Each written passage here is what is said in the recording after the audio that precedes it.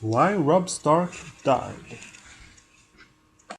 I was watching some YouTube videos, and in the commentaries they were commentating why Robb Stark dies, and everyone was basically saying because he didn't marry the right woman, but I think it's wrong. The reason why he lost and died was because he was a fool and wasted away lives. And basically he did this through declare himself independent and then waged a long war he couldn't win. Basically, he had too few troops and his goal was too high.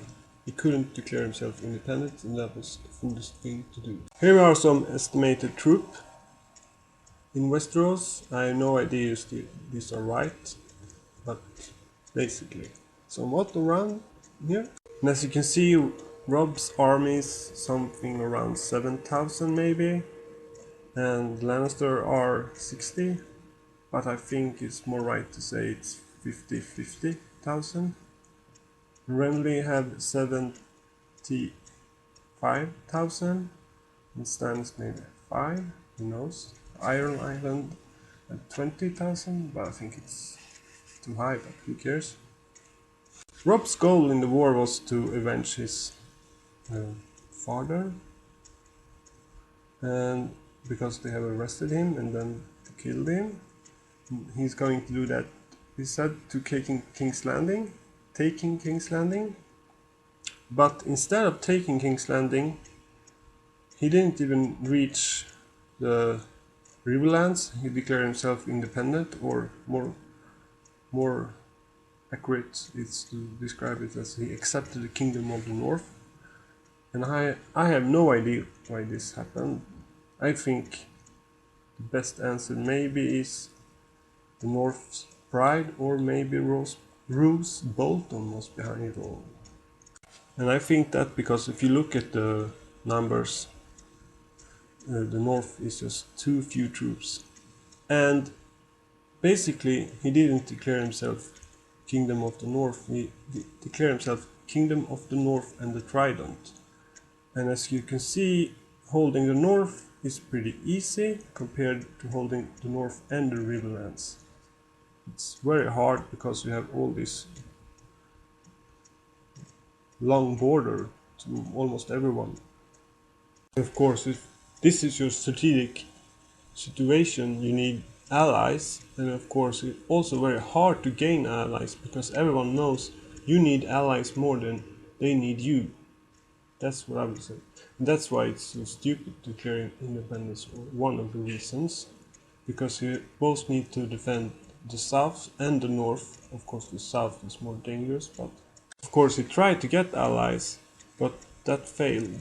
Basically, the Iron Islands are never really important for them to be independent. What's important for them is to be able to read or plunder, and if the North is independent, they can basically do that without any fear of consequence, which Robb didn't understand.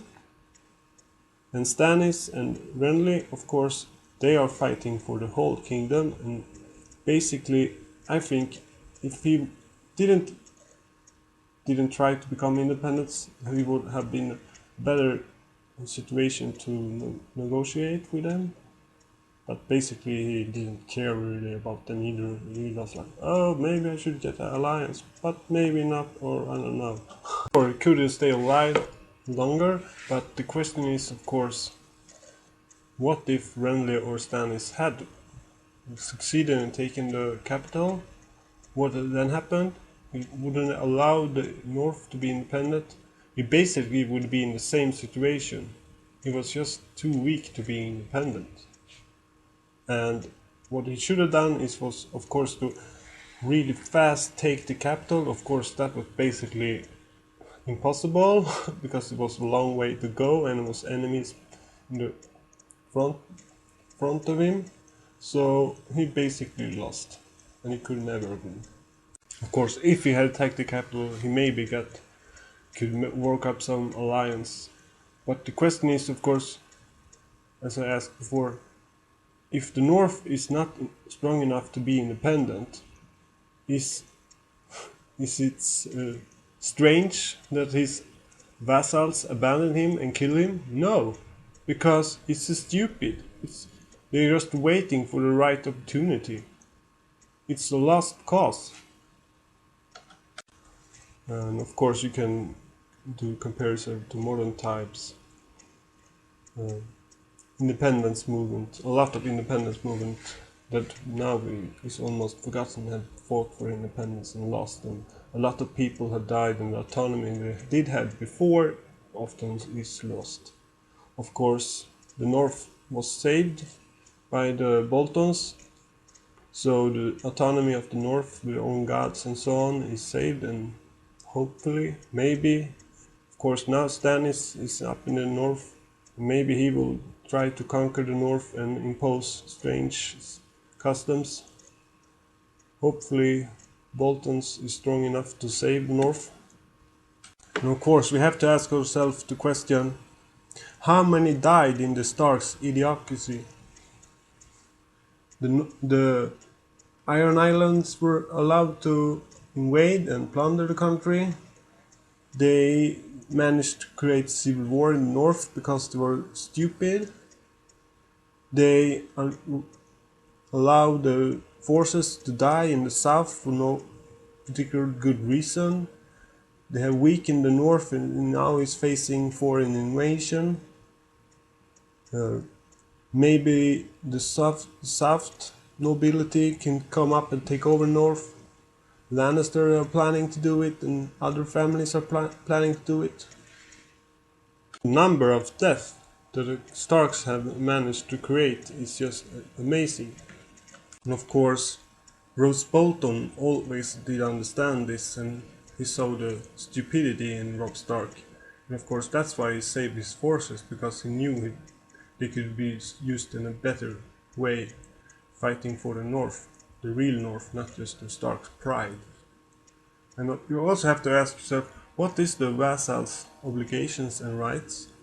I mean, the overlord, what everyone call it, Starks, are supposed to protect the land and the nobility's child's right to inherit his father's right.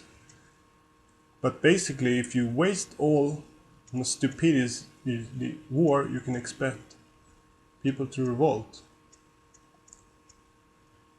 That's what's happened.